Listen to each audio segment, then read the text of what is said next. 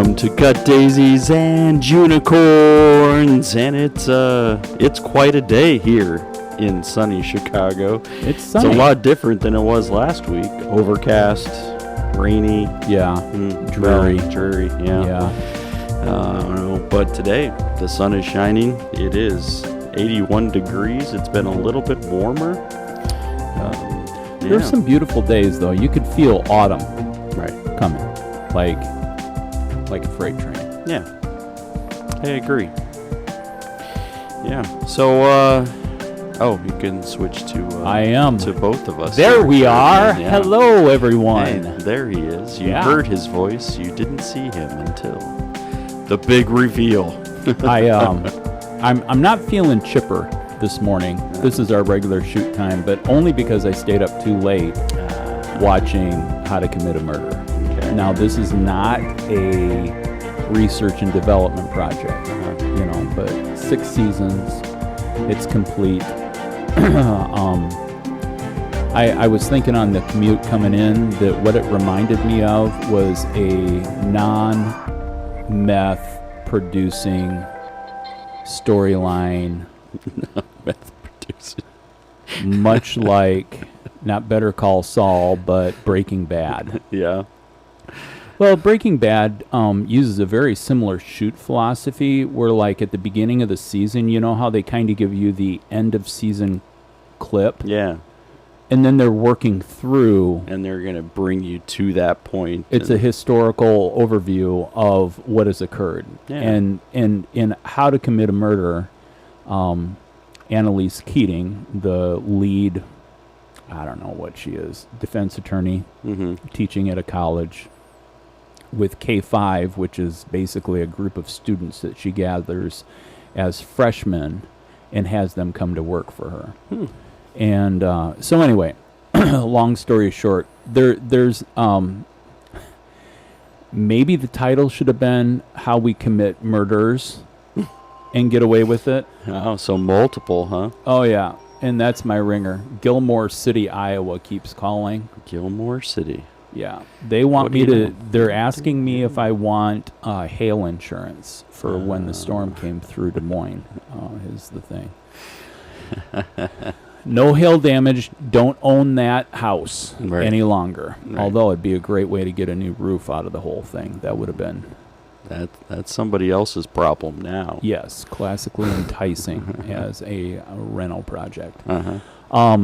So multiple murders, multiple people involved, and right now, spoiler alert, Annalise just got arrested somewhere in Mexico as she was doing.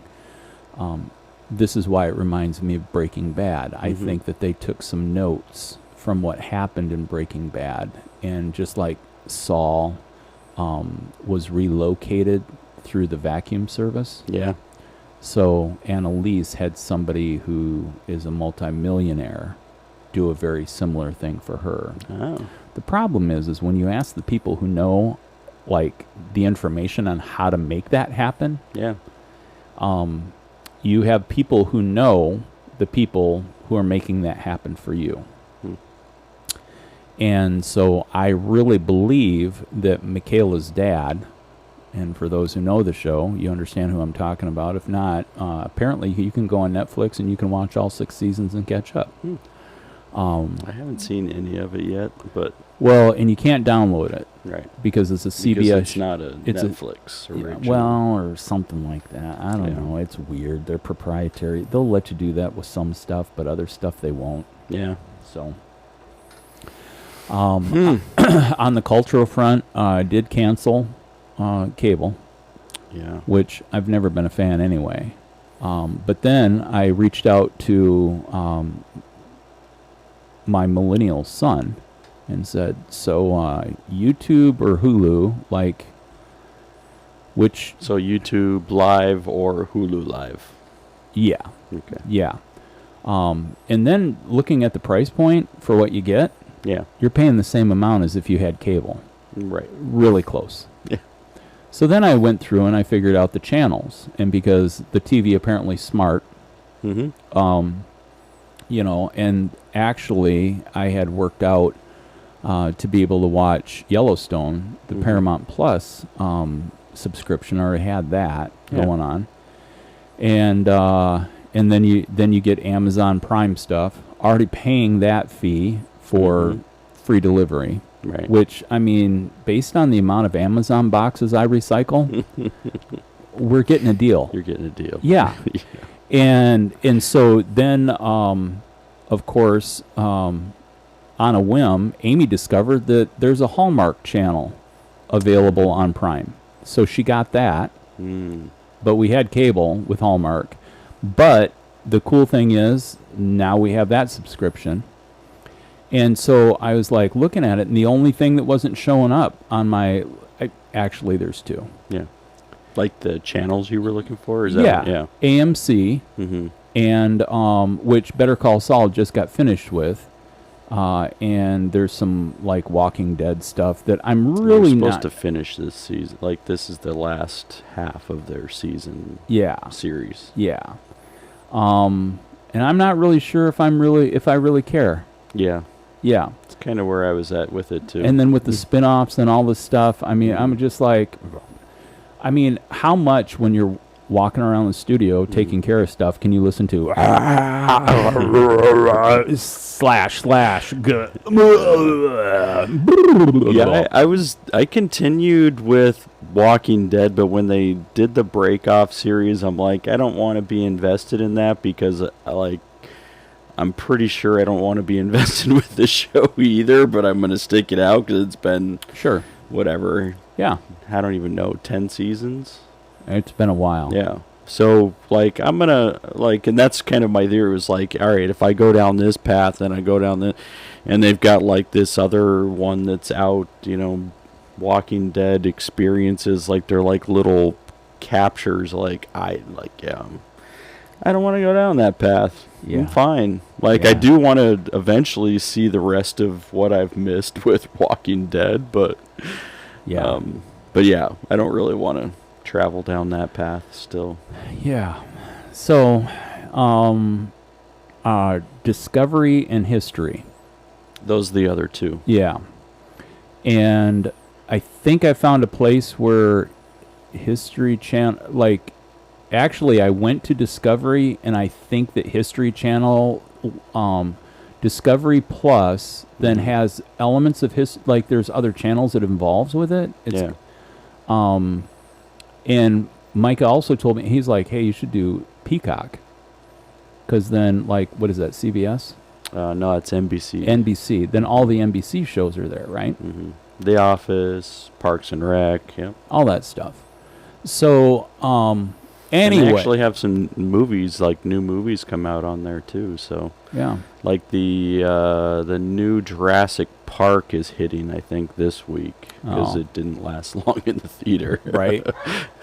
I did finally get to see Top Gun Maverick. Oh yeah. Yeah. You rented it or? Yeah. Yeah. Well, no, I actually bought it because I figured I watched Top Gun regularly enough, and I waited long enough that instead of paying more rent to be able to see it, I'll just have it now in my digital library. But that's the thing, is once I buy stuff on Amazon, then with Amazon Prime and with what that as that library goes, then I just have that on the go and can download. I mean, yeah, it's probably smart. I don't take Pitch Perfect or the Sapphires like off. I mean, it just is always there and available. Yeah. But Did you look at Sling too? Because I think all of those are on there. Is that also would be the same for all of those channels? and here's the deal. This is the great news. So in theory, Sling Blue package, I would be able to get the channels that I was looking for, but it's $30 a month. I ended up getting the channels that I wanted. I mean, for $15. Oh, So I came out great. good. I mean, so I trade an $85 bill for a $15 bill, maintaining the bills that I was paying on top of the $85. And you know what? It's all good. Yeah.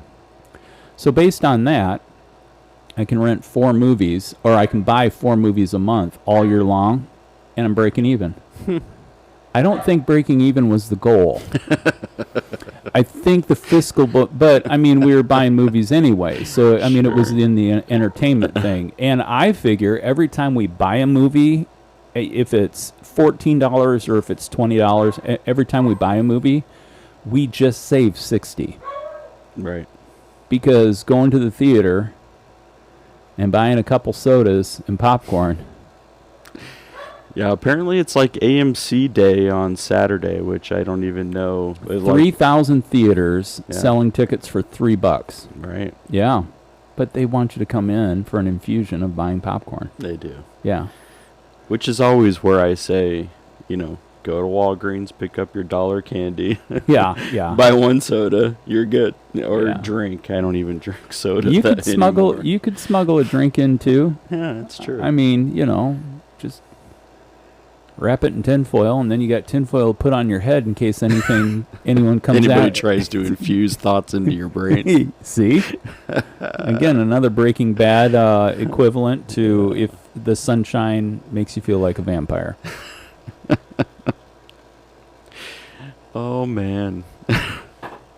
Yeah, so that's it's quite the shift. I mean, I guess so right now you're at least saving money.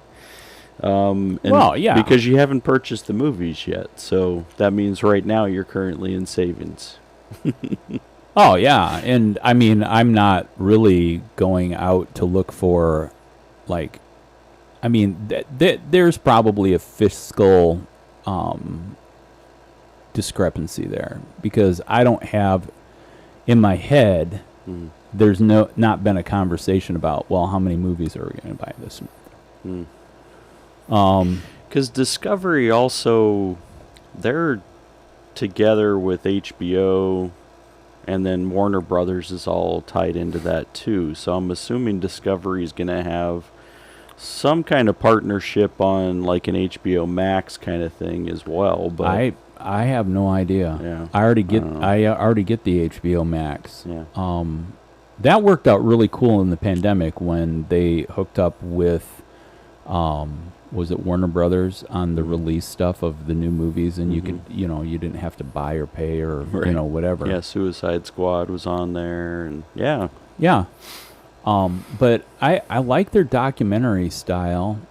They've got some decent things that I've watched in the past. I'm gonna hang on to that subscription. And but like I said, that was already baked in anyway, so we'll see how it goes. But I don't watch sports, so I'm not worried about getting any sporto channels. I mean, worst case scenario, I could put a antenna with an amplifier on the back of the TV to get local channels. Right. That's pretty much irritated me in most cases. Just because to go from channel to channel takes so I don't know. Smart TVs aren't really smart about being analog. No. Yeah, even though it's an option. Yeah, and that's where I usually don't visit that section over there because we only usually switch over to that when somebody wants to watch the news because I don't watch the news. I read my news, I don't watch the news. I'm not really sure much is gained by watching the news. Yeah. That would be my thought on it. Yeah. I know my mother-in-law, father-in-law, when they were here, they just love watching the evening news, the late or the early evening news, like 5:30, 6:30. I don't know. They the news all over. I'm like, yeah, have fun. Well, and I actually am auditing NPR right now because their storylines are, not moving far off the dial on what they're reporting on. Yeah. And so based on that, I'm like, oh, really? I know there's a war, and this is not news. It just affects your whole thing. So yeah, for sure. So why take it in? Mm-hmm. They're like, that's the problem with this society. No, the problem with this society is that everyone on Facebook wants to tell someone else why they're right about student loans. Right. Yeah. That whole issue. Yeah. Well, and again, they're like, hey, what do you think about? No, no, no. I'm not going to talk about it. Remember we had that episode where I'm like, I have a list of the things where I'm not going to talk. No. You go ahead. You make that something that you want to die on, a hill you want to die on. Sure. Go ahead, talk about it out loud. Spend that energy. Yeah. Yeah, I mean, to me, I have a much bigger issue with the billions and billions and billions of dollars that we're sending to a war that we have nothing to do with. Printing money. Just printing more money. And I'm like, and yet, like, there's nobody complaining hardly about that. Yeah. Well. And I'm not, like, I don't know. So that, yeah. We probably don't want to spend that energy getting into there, but well, because it's also just another. I mean, it's like fiscal issues, and they're not fun to listen to. So, yeah. Well, and when you talk about, I mean, the launch of the, we were talking about NASA's program and everything that's going on with that. Yeah. And there's some cool background stories too with SpaceX and similar things that are going on, and the differences between the programs. Yeah. Coming out in another article, come to find out this whole launch and ship and everything was all based on spare parts. Oh. Did you catch that? No. Yeah. So it was parts that were left over from the space shuttle program. Huh. The people at NASA were tasked with putting together a spaceship that could get to the moon with the leftover parts. Oh. This is what this came down to. $40 billion using spare parts. I can go to the Restore and do more with $40. I mean, really, like, can you imagine the engineers sitting in a think tank and they're like, well, what are we going to do with this? I don't know. If we take the screws out and we put it here. Who wants to jump in that rocket ship? Well, it was unmanned, right? They put a dummy in there. Right. I mean, yeah, it was unmanned. They were like, we just need more information. Yeah. So anyway, but and apparently, then they delayed it anyways, right? Is that how it ended up? I think. I didn't even hear. I think it was the same day. They're like, oh, it was too yeah, overcast. We're going to scrap this for now. Yeah. I didn't hear if they ended up doing it again. That's the other. But well, there were other dates, and it's later on in September, and there's an October date too. So it must have been due to weather. Yeah. So you want to hear about another conspiracy theory that has to do with the... I love conspiracy. With space. With space. Well, with rockets and NASA, and so... Okay. I just came across, and this, and when I shared this with Heather, she's like, but why does that matter? I mean, because you look at, like, the, like, conspiracy theories with the moon landing. If we actually never landed on the moon, which we talked about the whole thing there, if we didn't, but we were trying to be able to prove during this, like, Cold War situation or whatever, that space race thing, that we were better than Russia and China, and so there we had something to prove, right? So therefore, if we did fake it, then that was the reason for it. It was something bigger. So every conspiracy theory usually has, like, this is the reason why we would have done what we did. Yeah. This one doesn't necessarily, I can't put a picture. You remember the 1986 Challenger, right? That blew up. Right. With the teacher on board? Yes. Yeah. So. 1 year after I graduated high school. Yeah. Right. So I was in the second grade. Nice.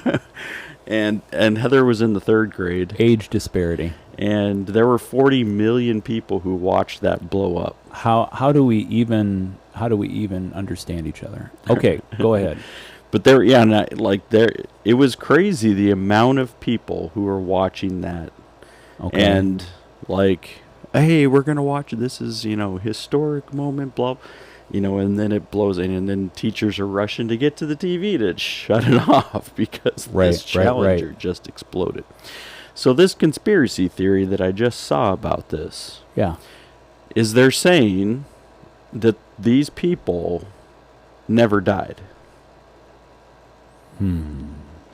So, and they went through and they started by saying, I mean, there's very well documented, you know, before the Challenger lifted off, they were talking about these O-rings, and they said, if you're using these O-rings and if it's under 40 degrees something, Sure. that, like, you're going to have a problem. Like, so that goes to the point of this isn't rocket science, but this actually is. Right. Yeah. Like yeah. it's So, actually- like, rocket scientists should be paying attention to what happens to an O-ring at what temperatures. Right. Okay. And so they're saying, I mean, there was well documented. There was like there are people saying like, don't do this if, right? Don't use that based on the weather. You know, like all this stuff. It was documented, and so And based these are on, the used parts that they're using on the It's current probably spaceship. it, Okay. right. All right. Keep going. And so they were saying then, like, so it seems to, you know, in this conspiracy theory is that they wanted a disaster to happen. Now you'd say, why did they want a disaster to happen in Oh, I 1986? think I'm going with you Okay. on this Yeah. because one of your favorite crafts Hmm. is watching what is pointed out to pay attention to Hmm. in lieu of them not wanting you to pay attention to something else. Hmm. I got you. Yeah. Go. Yeah. So this guy went through and said, "Hey, do you know, there's."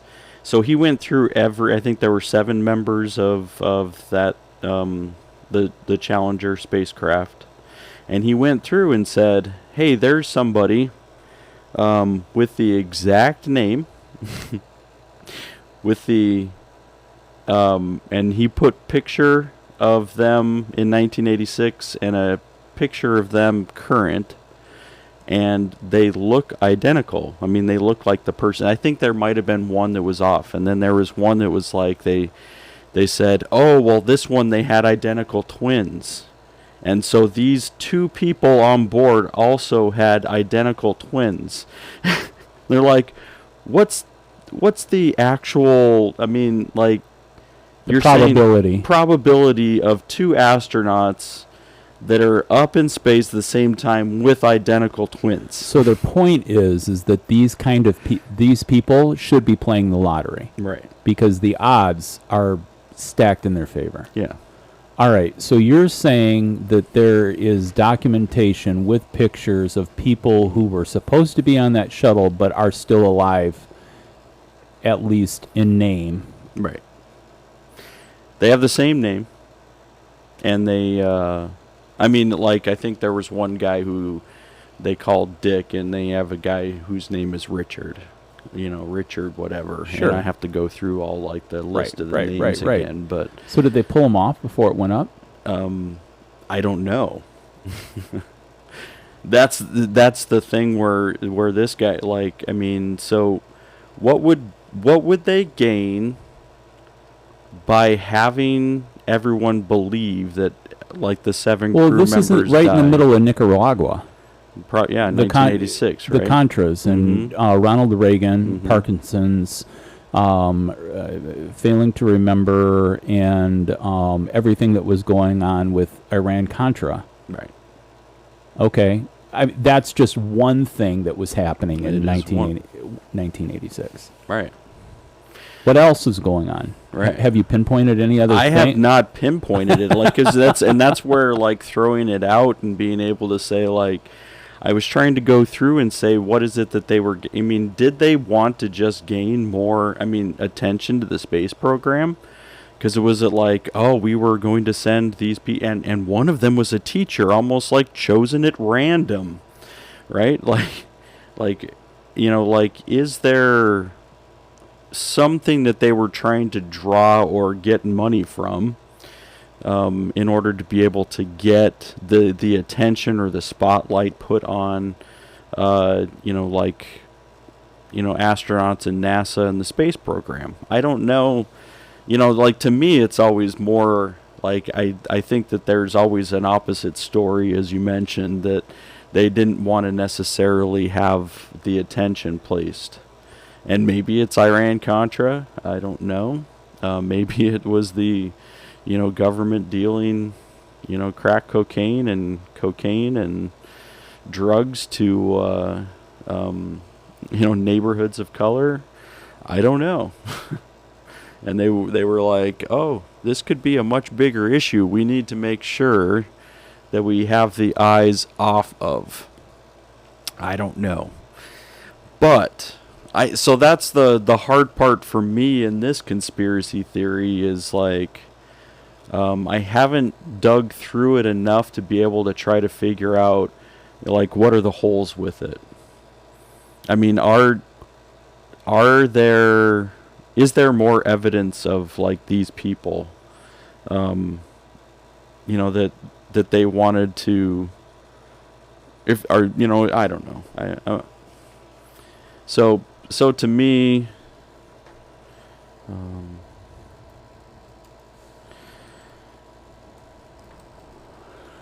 Well, PolitiFact says that it was debunked, and that it's like not true.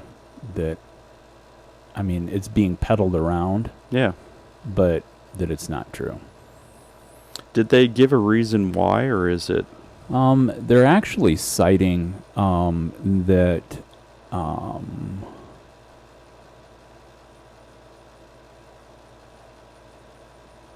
the crew members in the Social Security death inbox, Yeah. which is not comprehensive, as the database includes most but not all persons who have died since 1935.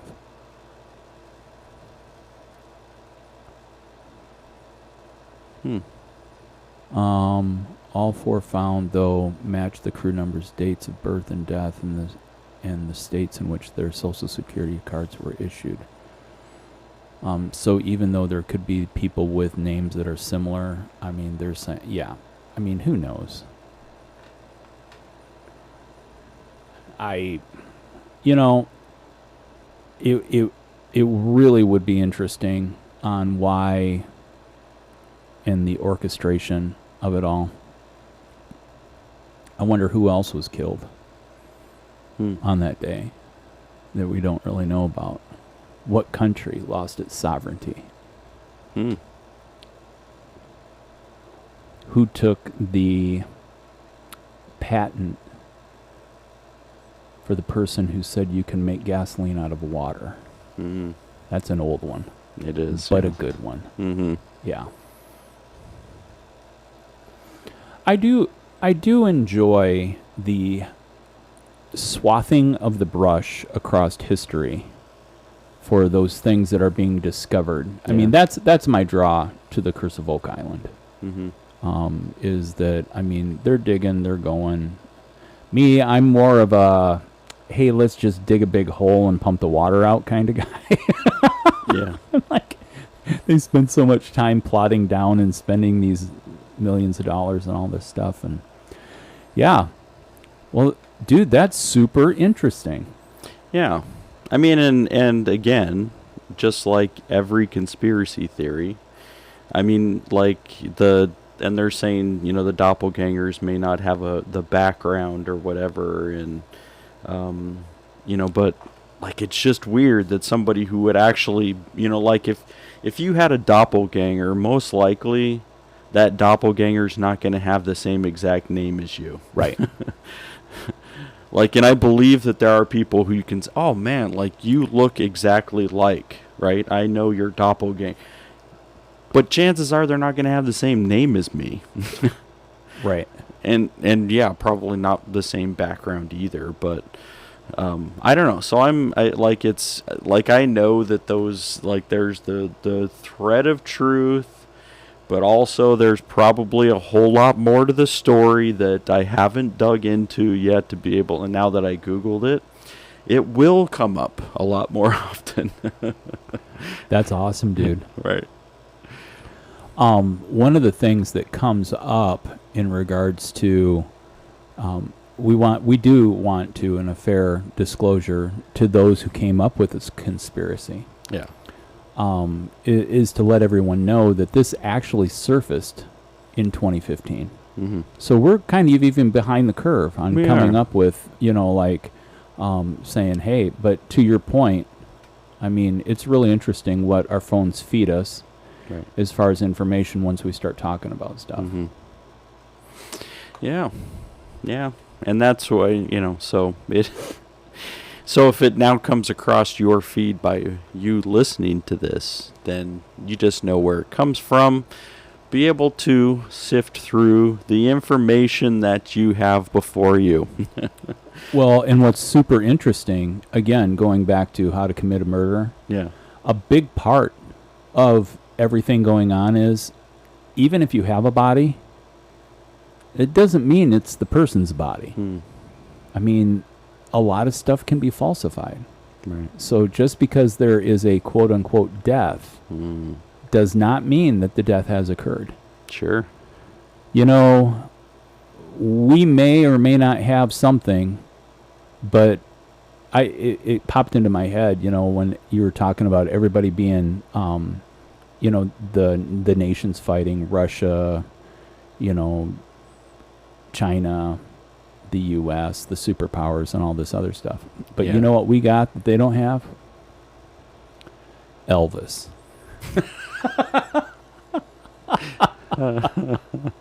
Oh, man. Which I think that that latest Elvis biopic is supposed to hit HBO here soon. So, Yeah. Yeah. Wow. Tom Hanks. I actually, I've seen the Johnny Cash movie enough times. I like the kid who plays Elvis in the Johnny Cash movie Mm-hmm. a lot more than who they scripted for this Elvis. Yeah. But yeah, it's interesting. Yeah. So interesting. Even though I think what's her name, Lisa Marie Presley, she's like, I got confused. I thought it was Elvis. Like, really? You thought it was like Wow. Elvis hasn't been part of your. I mean, like, you must be getting up there. Dementia must be a part of your story. Yeah, she's got to be getting up there too,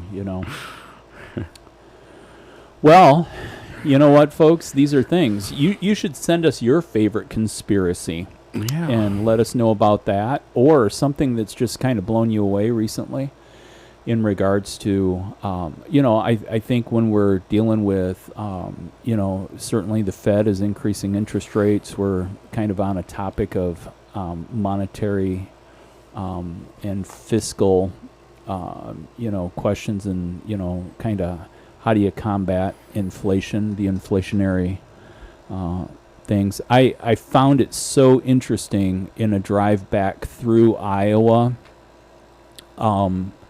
because we've talked about that the minimum wage in Chicagoland is $15 an hour. And there were, when I was back with family in northern Michigan, the McDonald's was paying $20 and $25 an hour for employees. Yeah. McDonald's has gone through a huge changeover Uh-huh. with minimizing the amount of staff that they need to have in their restaurant platform, with going up to the kiosk and putting your order in, much along following where the big box stores are doing the self-checkouts. That basically I get to work for myself. I don't get paid any minimum wage to be able to beep things, as Avery taught me. She was a professional beeper for a while. I'm like, what is professional beeping? She goes, well, I get paid to just roll groceries over this little glass thing, and it beeps every time it gets. Like, you're a professional beeper. Only Avery could come up with that. But we're getting into more artificial intelligence. We're getting into people figuring out how we can do things for them. It's not reflected in the prices. It's all about the profit, prices and the profit. But when you go to the pump, gas prices were $1.20 cheaper in Iowa than they are in Chicagoland. Wow. On And my that's without the Illinois gas tax that they have on hold. Oh, is it really on hold? Oh, that's crazy. Yeah. I thought the disparity had to do with the tax. Yeah. Um, So it must be an extra gasoline tax that Illinois is also put on. yeah, the Yeah. stupid tax. Yep. $3.18 That's what it was in Iowa, huh? is the lowest I paid on our trip going back and forth and around. Yeah, I just got gas at Costco. It was still $4.60 or something. $4.61. Yeah, it bumped down and got. I think the lowest I've paid at Costco is $4.49. But still, I mean, hanging right there, just under $5. And I just find it. Now there's another thing Yeah. that is the thing behind the thing, Mm-hmm. and that is the only thing I could come up with why gas may be cheaper is the cost to infuse ethanol into gasoline. Mm-hmm. In Iowa, there are so many. Did I say ethylene? Ethanol Ethanol. to infuse ethanol into gasoline. There we go. There's so many ethanol plants in Iowa. Mm-hmm. So you have low cost for the shipping of the grain. Sure. You've got the ethanol plants right there, and you can do the mix down, and so then it's not being shipped. And so one of the things is the cost of what does it take to get gas to the pump. Yeah, and isn't Iowa also because of the tax subsidies, I think, with the ethanol?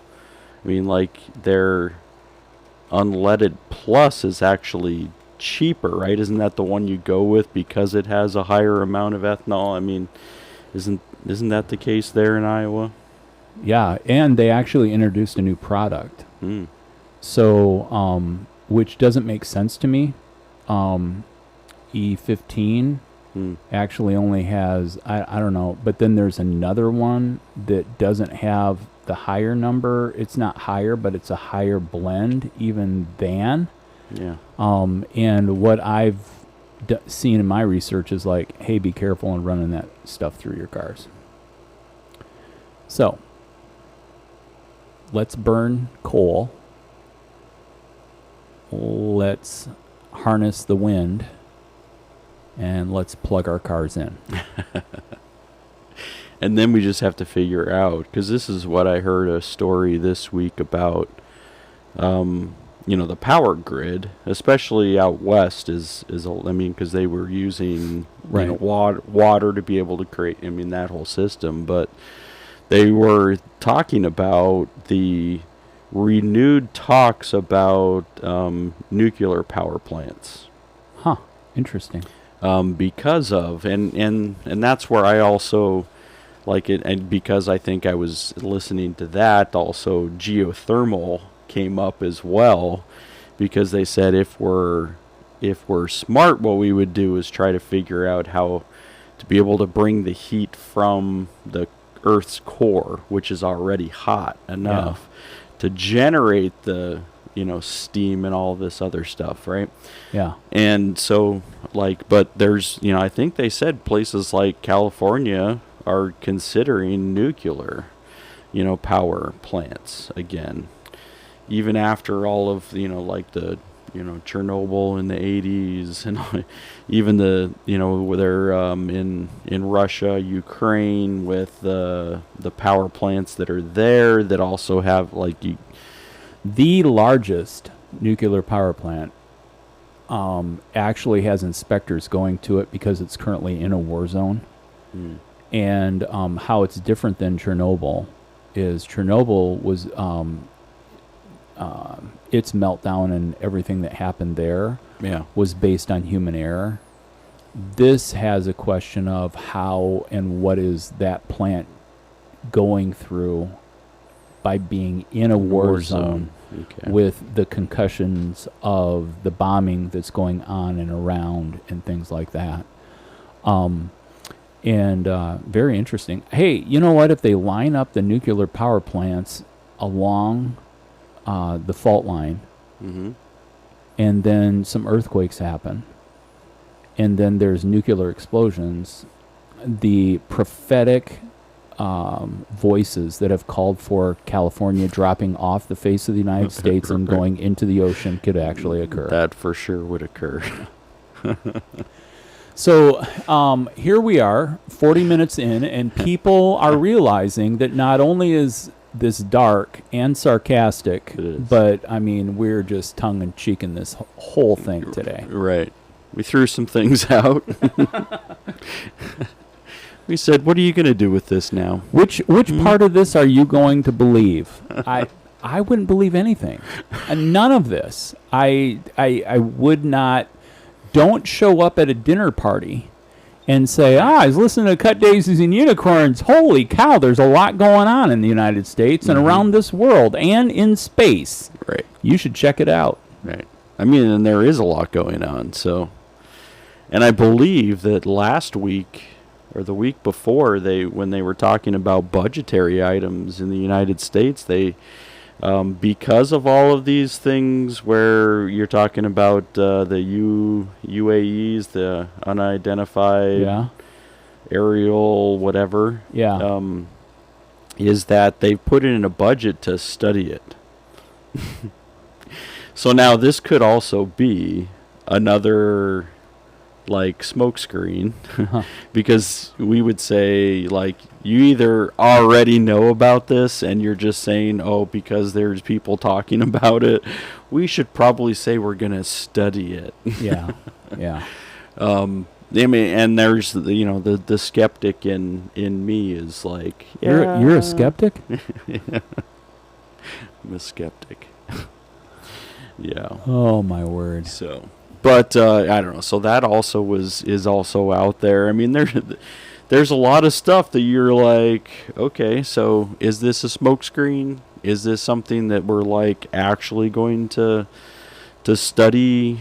Because they're like, if you get these, and you're saying government that you have no idea what these aerial objects are, we're going to say that there's some kind of space being that's flying in from like multiple thousands light years away, and they're just flying in to make a buzz by the the Earth and be like, all right, cool, see ya. If you're doing light years away and there's like these aliens, like why would they not be stopping in for contact? Just say hello. Just say hello. Hello. Yeah. So interesting. Hey, so I had this thought. You know how we put out there like maybe one item on an episode of good practices for humanity. Yeah. Our last episode we talked about restarts. We talked about renewal. We reviewed history, and that all worked out. I guess one of the things I was thinking about is how often do you spend time thinking specifically about good memories?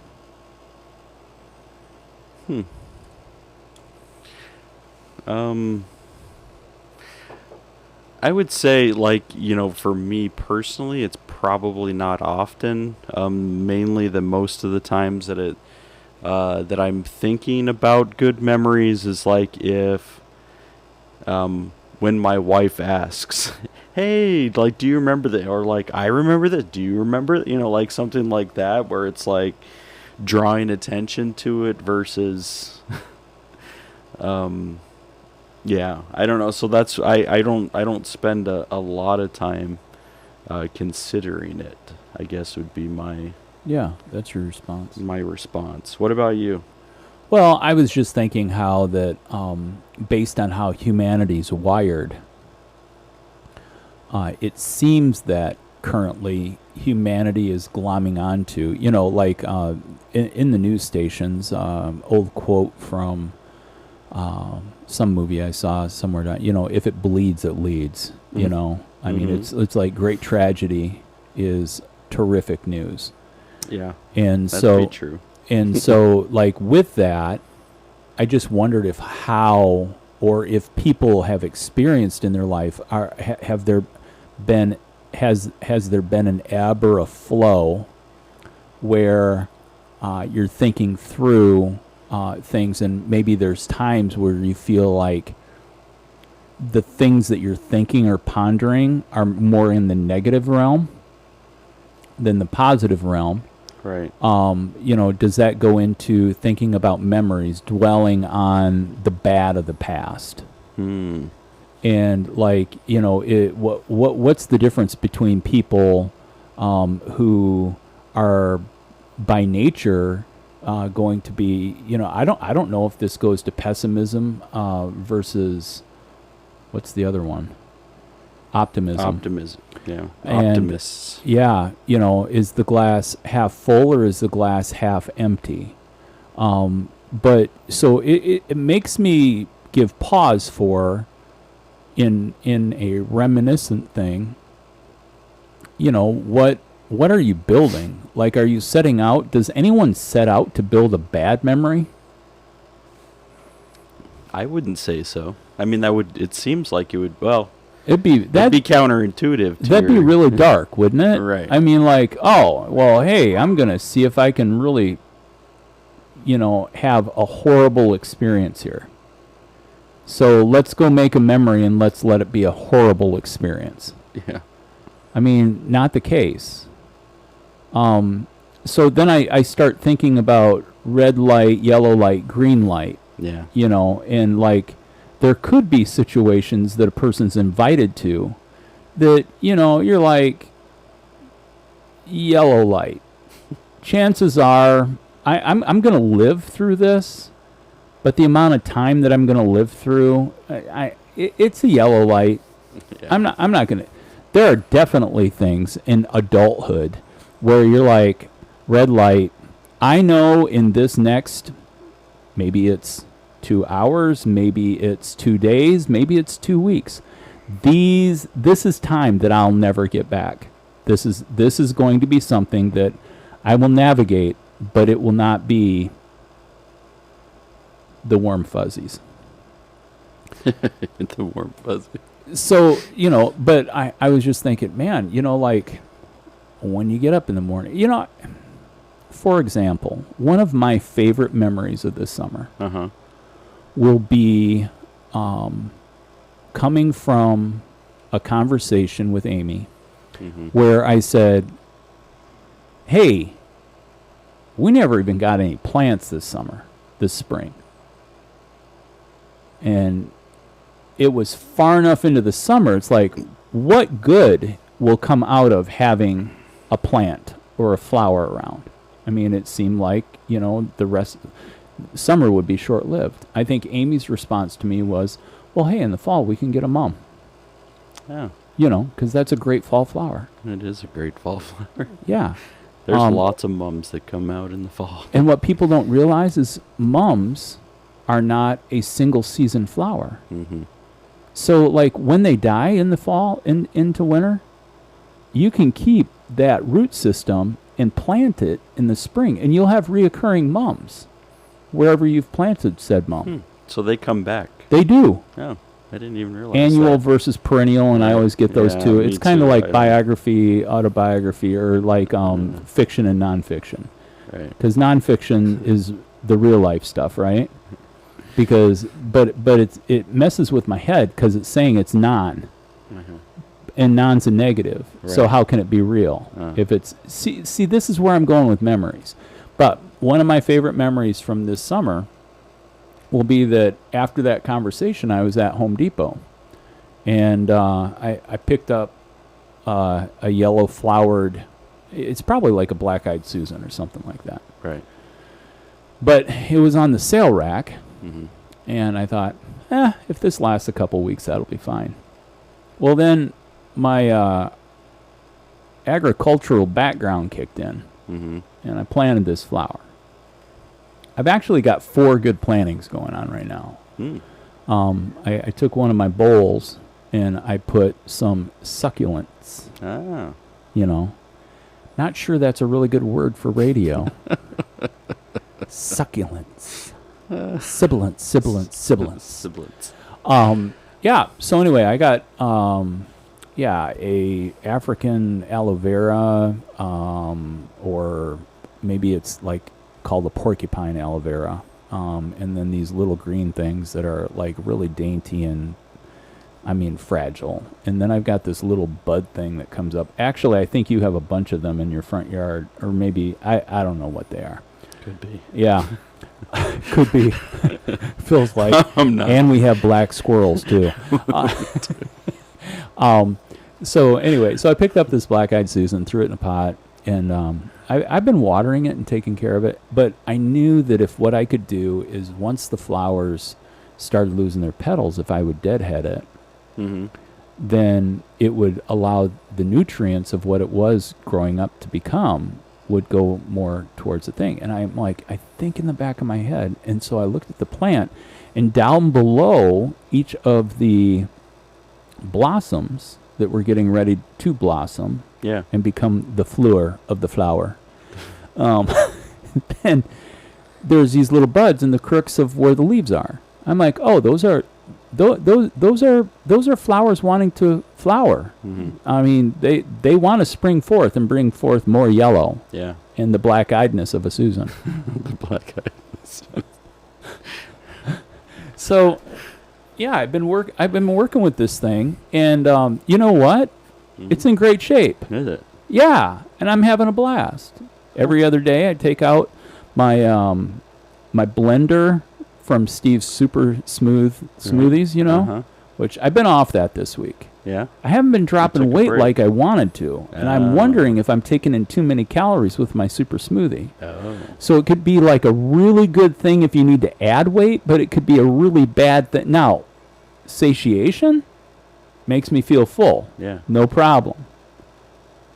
So I'm taking a couple weeks off to see if just a normal, regular, like me eating according to when I'm hungry, if that like helps me drop some weight.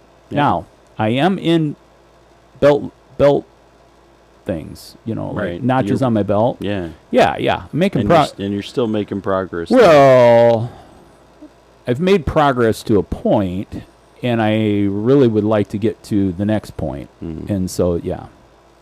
But the scale's totally hacked up. I mean, I've got like 6-pound swings going on here. I'm like, there's not that much poop in me to like. I can't get.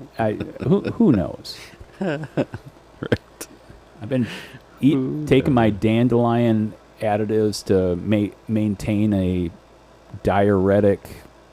Like, I got a good flush system going on and all of that. But I think there's a combo. I think my Super Smoothies and my fat content on my drinking heavy whipping cream is really like, my body's like, hey, Tubby. I mean, your body is self-deprecating. Hey, Tubby. You know. So I mean, you know, it's one of those. My pants are fitting, you know, better, and yeah. So I mean, this flower bush, whatever. I mean, this entity of flowerness, it's been doing really well. And so yesterday I was out deadheading the thing before I came into the studio, and stuff. I'm like, man, I mean, like, this thing was scraggly and just all, you know, just about ready to die. And now, I mean, I don't even know if I'm going to need a mom. I mean, this thing's just like, it's flourishing. Huh? It is flourishing. Great memory. It's just something I've enjoyed. And so then, like, that gave me pause for, you know, like, there are memories. There's memories that make you laugh. There's memories of, you know, of great love and great loss. There's, you know, there's memories. For me personally, you know, I've been transparent in the last few episodes just on my personal story or whatever. But like, I have, even though I've suffered great tragedy in my life, I have not been a person who's gone through the tragicness of abuse. So I don't have that scope to filter and to be filtering through what memories can be reoccurring and Sure. and stuff like that. But I just wondered about like Because when I think what you're then referring, like that good memories and bad memories can still be imprinted. Right?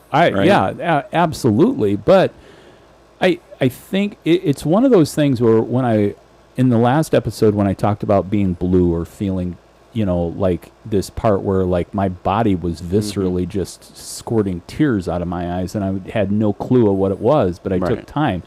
And one of the things that really caught me off guard in a good way is when you said, wow, I wonder how many people even had the wherewithal within themselves to recognize this, to go through a practice. Like, where did you get that practice, or how did how did you boil that down? Well, I'm like, I've seen a professional counselor long enough that even though I don't have a degree, like, I mean, and towards the end, he was like, what I love about you? And he's like, when you walk in here, you've already worked through the whole situation, and I'm just here to dialogue with you to say, yes, you're on the right track.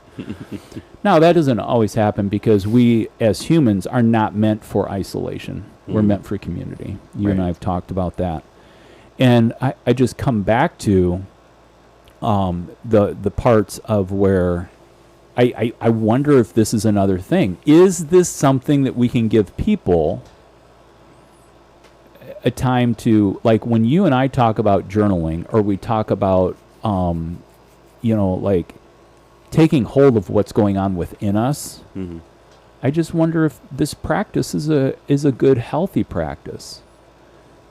Just can you, instead of it being about like, oh, I need to do this work so that I'm a better human being. Well, or is part of it these are practices that allow me to enjoy the human experience at a level that I've never enjoyed it before. And if my mind goes to the negative memories or the negative experiences of my life that I've lived up to this part, then does taking time to reflect, and not only to plan for good memories, but to reflect on things that have occurred that have been filled with joy, that have been good experiences, that have been, I don't know. I'm just... Yeah, to me, I think that, it takes us back to that conversation with last week when you don't spend time, considering the good and the bad, those things, and that's why I went back and so you're talking about the memories that kind of imprint on you, and then, it is with most things, almost like if it's not in front of you all the time, you tend to forget. And that's where, that the interesting conversation is but does your body forget? Does your mind really, maybe it's in the back, but it doesn't mean it's forgotten? And that's where those things, taking a whole, I think this goes back to, my wife loves this part, but trauma. And trauma can imprint on you for generations. Yeah. It gets passed down. And because it's imprinted on you, then you're also taking that and kind of, passing along that trauma to next generations. Yeah. And that's where you're I don't even know why I'd feel this, but it is definitely felt, right? So you were talking about abuse, and you haven't experienced that, so yet at the same time, so that's not something that's been passed down generationally, or at least that you know of, that you're experiencing, but there are the things, both good and bad, that are being felt. So I think that, a lot of that is things that we don't even think on a regular basis that would be affecting us, that actually do affect us. Yeah. And so good and bad. Yeah. Good and bad both can imprint. I just wonder, and I haven't done this as an exercise. Again, this was a thought that I was having this morning as I was getting around. And I think it had to do with that as I went for my first cup of coffee and I looked out at the flower. And I thought, oh man, you know what, flower? You're bringing me joy as far as the because it was a flippant conversation of, we missed flowers this spring. Yeah. Oh, and then I'm walking through Home Depot. I think I was looking for a replacement something that took me in through the garden center. Actually, you know what it was is I was picking up blocks for the new kiln. And as I was walking there, I'm like, oh, well, here's a flower that's almost dead. I mean, it's on sale. It cost $5 instead of $18. Yeah. I'm like, you're going home with me. We're going to give this a shot. You know, the underdog deal. Right. Woof. I mean, just like, but, then there's like, and there's parts. Now, one of the great things that I love about my wife, Amy, is that she doesn't hold grudges. I think part of how she's built that way has to do with her time in corporate USA, and that you got to gut the fish and you got to get it on the sale block and you got to go forward and you got to go catch the next fish. Right. And that sounds really harsh. That's my perception. Okay. Right. But I mean, when your head's full of things, you have to eliminate things so that you can have room for the next thing that you're taking in. Right. Yeah. And so, I mean, but that being said,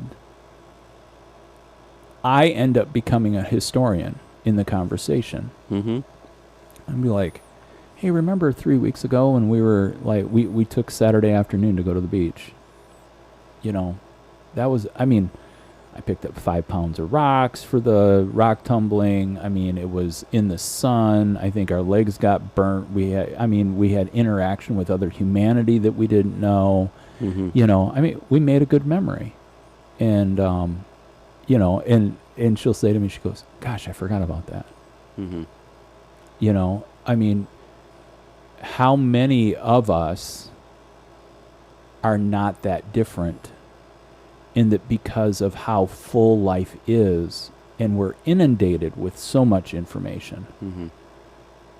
Maybe the bottom line question is, are you taking time to create a margin that lets you move into reflection?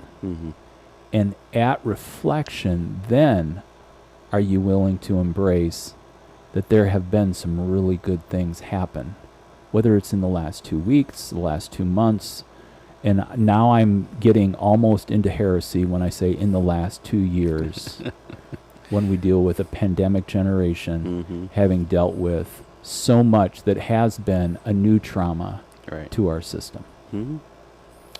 Well, it's something we've never dealt with, like as even generationally. Right. Well, generations way past, but I mean, early 1900s, there was the Spanish flu.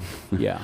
But we haven't dealt with it, as a people in a long time, like that kind of depth of pandemic. Well, and my mom, she's, at the age of, mid-70s, in 1947. When you think about that, well, the Great Depression was in 1920. So it was her parents that went through the Great Depression. Right. And I don't have any any grandparents that are alive. And so, based on that, from the 1900s, 1920s, the 1883s ish, time frame. But when you're thinking about, that's only 4 generations ago. I would be an advocate for, I think of these young families who have pandemic babies raising I mean, talk about a visceral, physical, that during the time of the pregnancy, there was an emotional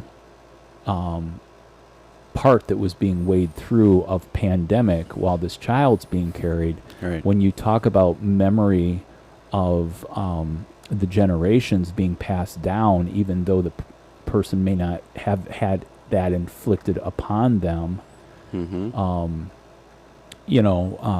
we talk about baby Wesley, my grandson. Not only is a pandemic baby coming through, gestation through the pandemic, Yeah. but then home for 4 days, and then house gets hit by tornado. Yeah.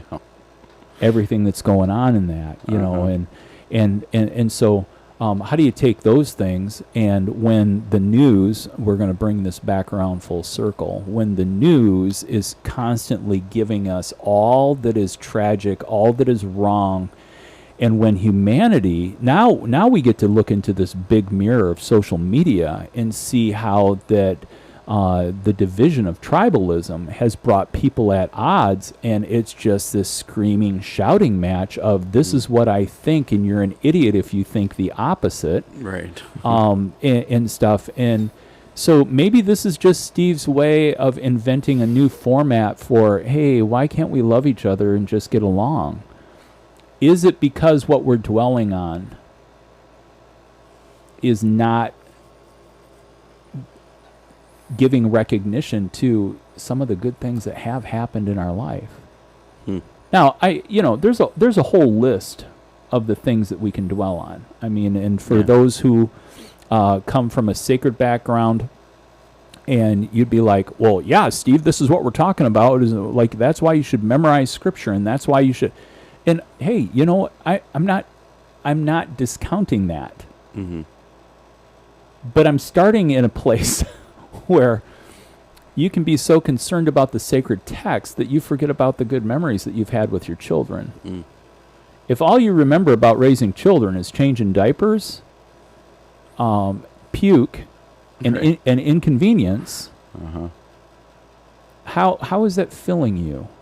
And so, yeah, I think that's why there's room for poetry. I think that's why there's, you and I would both be advocates of the power of music. And Mhm. actually, in a juxtaposition, I knew 2 songs into the playlist on KXRT today Mm-hmm. that I'm like, really? This is how my day's going to go? These songs blow. And then that brought me back into what is tipping the scale on negativity and positivity, and and then so there's some people listening to this right now and getting to this point, and they're like, and there's a bunch of this new age stuff, and I'm like, no, I think that what we think and what we're dwelling on, or even the question, I guess I'm calling out a generation into a sense of reflection is a key and integral part to our wholeness as a person. And I mean, I live a life of mostly isolation. And so that's where I'm projecting onto the audience of these are the things that I ruminate on and I think about and am working through, and and stuff like that. But in that part, I don't see a nation or a generation infusing into relational community that's expansive. It's not multiplying. Our life has been set up since the mid-90s towards push the garage door open or walk into your house, don't talk to your neighbors. Yeah. I mean, and so after, gosh, I mean, we're talking 30 plus years Mm-hmm. of that. So, if you don't know where to start, take time out, And so, have you pinpointed on your calendar your 12-hour walk? I haven't yet. I'm about midway through the book. I've been Oh, cool. spending some time on that. And he asked the question, which I still am having a hard time answering. and maybe this is also going back to what we're talking about today, is like he was sitting in a room with a whole bunch of like millionaires and billionaires, and he talks about from when he was young he wanted to climb Everest, like, and so Everest was his like pinnacle. So now that he's done Everest, like, and so he asked these millionaires and be like, what was your Everest? You know, what was the thing that you wanted to be able to tackle? You know, and so it goes back to memories. I mean, it goes back to like, do you remember the things that you wanted to be able to do? Like, hey, I wanted to, you know, what did you want to do when you grow up, or be when you wanted, you know, when you grow up? And where is that now? And he was even, you know, like, so one of the story that he told was one of them, you know, the guy wanted to, you know, like as a kid, he was in a canoe or a rowboat or something. And I mean, the guy's like a billionaire. And he's like, I just remember like in those moments, like there was so much happiness and contentness. And he's like, that I have not felt since. And he's like, and that's what I would, you know, long to be. He's like, but there's parts of that like, he was now, I think, in his 80s. Like, you know, like, I don't know in my 80s if I want to actually go back and to try to do any of the things that actually, you know, so, but I'm, you know, it's like a lot of people froze at that question, like, what's your Everest? Because they can't even remember a time that they were focusing on something different than what they were doing now in their jobs, professions, even in their 60s, 70s, and 80s. Yeah. Like, they can't remember. Yeah. So that's, you know, so I even considered that. I mean, I'm not in my 60s, 70s, or 80s. No. Like, I wouldn't know how to answer that question either right now. Like, what would be, like, if I was talking, like, because I remember, like, there were things that I wanted to be when I was a kid, but I don't, like, to me, that wouldn't even be like an Everest. Yeah. Now. It would be more of like, hey, like early on, my uncle was a dentist, and I was like, hey, I should go into dentistry. Yeah. And then pretty early on, I'm like, yeah, I don't really want to do that. Yeah.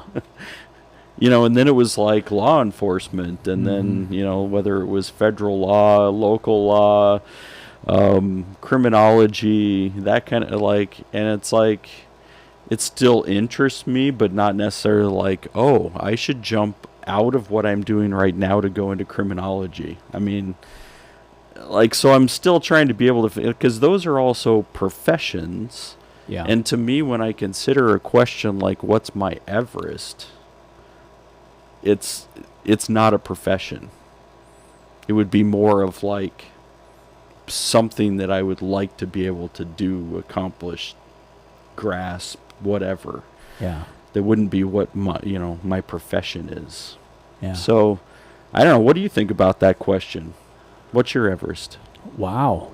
I know, I just threw that right I mean, at you just threw that right at me, and I would go back probably 3 or 4 episodes ago. One of the things that we talked about had to do with, and you know what, everybody hold on, because I'm going to take Phil back to go forward. Yeah. But, you know, this thought keeps occurring to me as we're having this conversation, but I asked you shortly after this episode that I'm talking about, I asked you, I'm like, hey, do you know how old Solomon was when he wrote the Song of Solomon? Was it the Song of... No, Ecclesiastes. Yeah. When he wrote Ecclesiastes. And you're like, no, I don't. And I haven't Googled it and whatever, you know, and stuff. But... And I said, I wonder if he was in his mid-50s. And so, like, there's a part where if you take me back 10 years ago, 15 years ago, that was a totally different person of Steve Coble. than is Steve Coble today. Mm-hmm. And I don't feel bad about that. It has to do with living time, living in time. And actually, this is the second time during this episode that in my head, I'm like, man, this really could easily morph into my theory on time and time travel. Yeah. And aging and how all this comes together and our perceived realities of what has really occurred versus what hasn't occurred. Mm-hmm. And how that in something as humans we're all perceiving things differently. But when you say, hey, you're Everest, I think where I'm really at in as far as a season of my life, I wouldn't necessarily call this my winter, but it probably is my fall season of life. And so, there's things that I'm in the middle of that are brand new, that I'm in discovery and exploring, and that's why people on our podcast hear us talk about that. And yet I'm not breaking any records as far as time for like the boot up and the startup of Earth and Warehouse Studios and and things like that. But the foundation that I'm laying right now is a really, really good foundation. And that may be an old man's excuse on why he hasn't opened up his studio for sales. I got my current goal, October 1. I'm working towards that systematically. And I've had some curveballs, which actually conversation with my son Micah yesterday was really a really good point. And because we had talked about doing a pop-up shop or renting space for retail up on the North Shore, and that's not working out this year. For multiple reasons. Yeah. But I mean, here's the really cool thing is that when I told Mike, I'm like, oh yeah, we're not doing that. He goes, oh, how have I missed that in our conversations? And I said, yeah, I'm really not sure. But based on, I'm like, it wasn't that we didn't do our due diligence. And that's one thing that I can really appreciate about conversation with your partners in life, whatever they are, business partners, spiritual partners, relational partners, as far as if you have a partner in your home, maybe you're independent in your home, but you have other partnership. There's so many facets to partnership. Right. And I'm like, we did our due diligence, and the really cool thing is Amy and I have a long list of things that we've talked about that we've scratched off. Mm-hmm. And so I love that we use white space in drawing stuff out and say, hey, what would it look like if we did this? And we go down that path. And then we're like, yeah, that's not going to work. But at least we're exercising in our mentality the option to dream and to scope in big white space with no boundaries, no limits. Right. But after due diligence, it just didn't make sense. Mm-hmm. And so we're starting in a different direction. And so like Everest, I don't know, when I was 12, I wanted to be a preacher, Yeah. I went and did that. I never knew when I was 12 that I'd learn to play guitar and be a worship leader. And I did that. I've been a singer-songwriter. I've done that, But in this episode, 3 episodes ago, or 4 episodes or whatever, one of the things was that I started to actually have to ask myself the question, what is the motivating factor? Mm-hmm. Does it stem from a void of, people don't think I can do this and I need to succeed? I think that I don't know, I guess right now I'm just I had moved probably in the last 4 years at Gloria Day. I had moved into realizing, only from an age bracket standpoint, Mm-hmm. I could see me leading worship. Paul Balash is still leading worship, and he's in his mid-60s. Yeah. You know, he's vibrant in all that he has done and stuff like that. And I knew that there'd be room at the table for me in regards to that. And I don't mind serving in that role as well. But it's not, I don't feel like right now that is the thing that in this season that I was meant to do for this season. Yeah.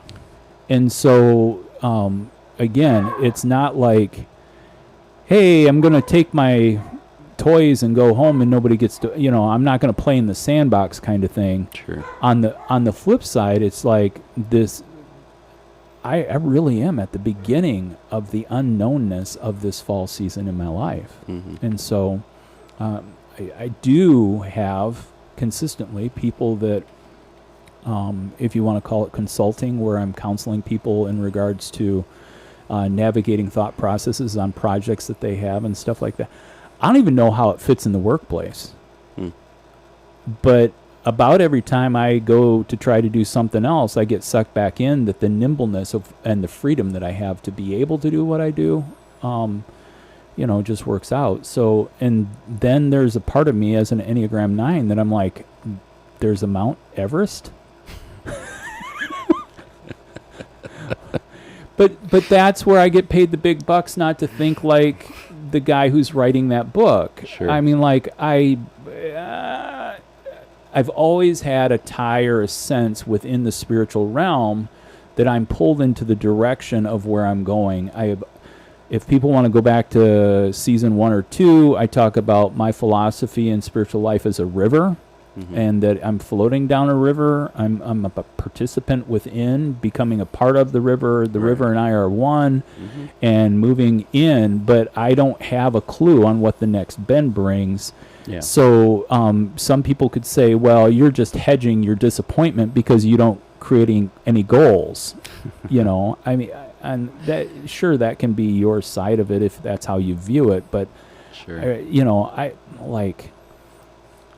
Well, and that's what I would consider right? that discussion even based on personalities, right? So not everybody is going to be thinking like pinnacle of like, oh, this is where, like sometimes you're like, I'm gonna go down these paths and I'm going to figure out like where is this gonna take me, and I'm gonna follow as I'm trying to be as obedient as possible to whatever direction or path that's laid out before me. Yeah. And I think that's like I don't think that there's anything wrong with that either. You know, I guess it's, you know, like that question then is more, and maybe, you know, trying to uncover some of that is more like where we talked about reset and just saying like I feel like there's like multiple confluences, like meaning like the river's coming this direction, the river's coming this, it's going to lead me somewhere, like, but I feel like I do want to have some more of that vision towards it. So you're saying let's reset this and then let's figure out like what's put before me in this season that could be an Everest or a direction or that ultimate kind of piece that I want to chase. Yeah.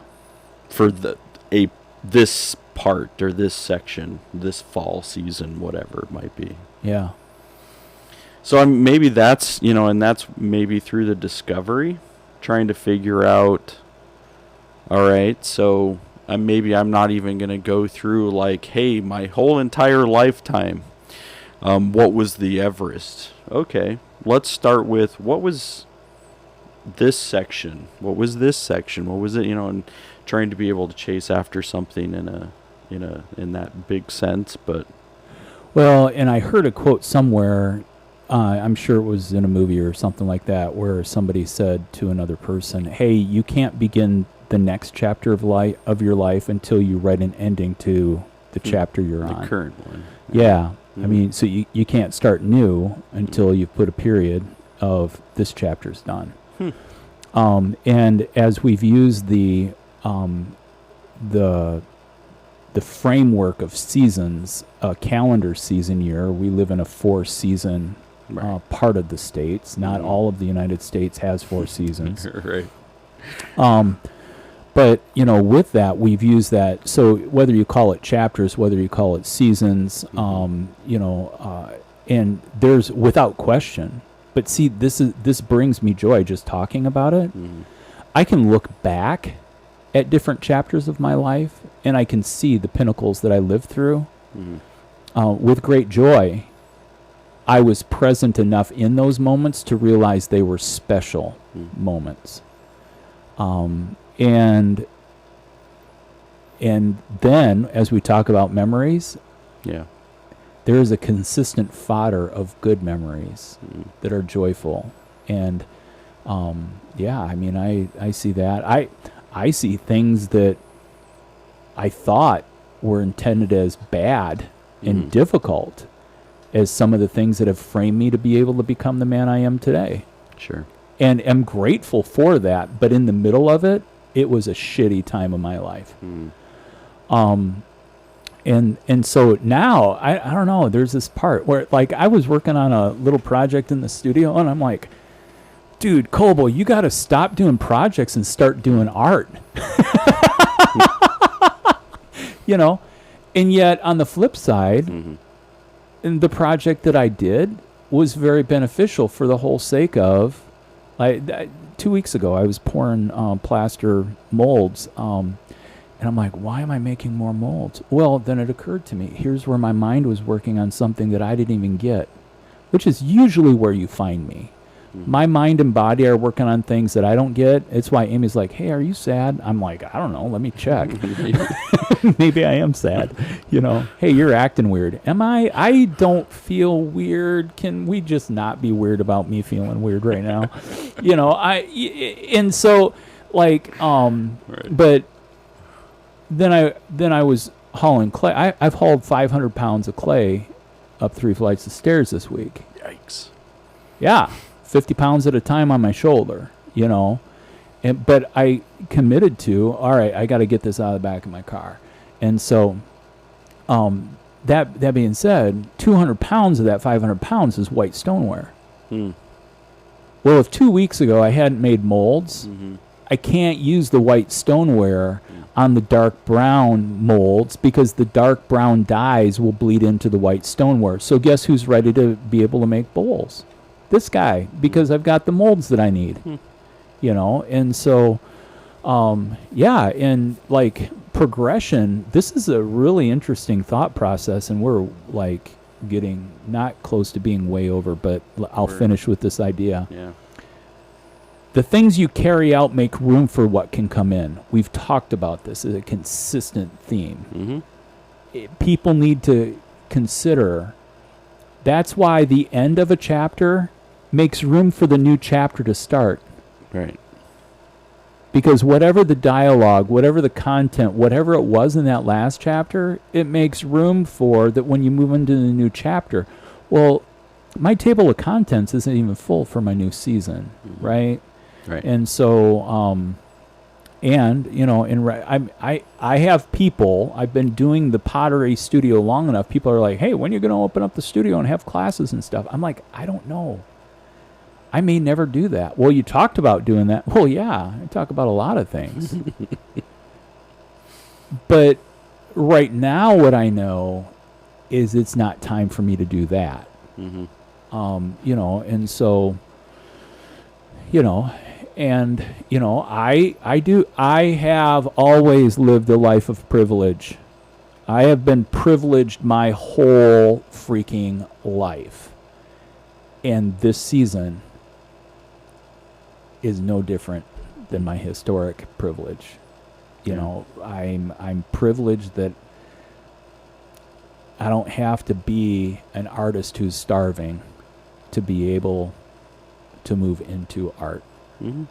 When I look at the stuff that I'm doing in the studio, you know what I found is that I've actually identified, I'm like, oh, I can do this for mass production, but this is what brings me joy.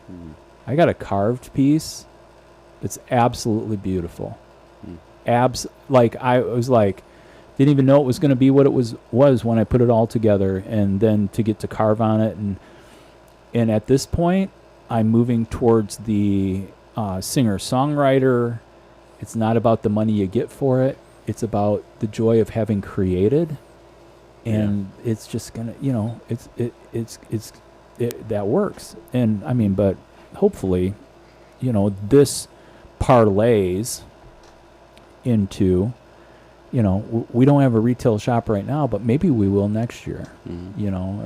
We I'm not selling things, but October 1's coming. And even if I miss it and it's November 1, good miss this year. But I've got my EIN number, I've got my Illinois business number. All of the things are in place. It's moving toward. I'm taking the steps to move towards it. Every time I sign a piece of pottery, I think, why didn't I order the stamp 6 weeks ago? And I would have had it already. That's classic Koval. It's like, you should have done this. Yeah, I should have. Yeah. Well, I think there's lots to consider out there, listeners and watchers, is that, both the memories, positive and not so positive, they get imprinted.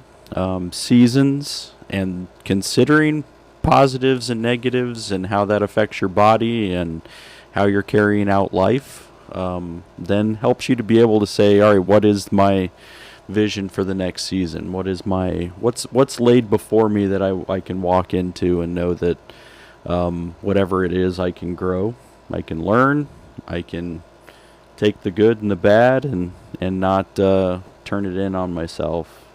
And I think in regards to your Everest, is your Everest a human doing, or is your Everest a human being?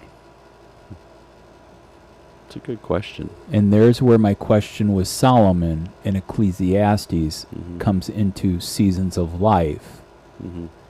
And someone in their 20s or 30s could be a person who's driven by the doing. Yeah.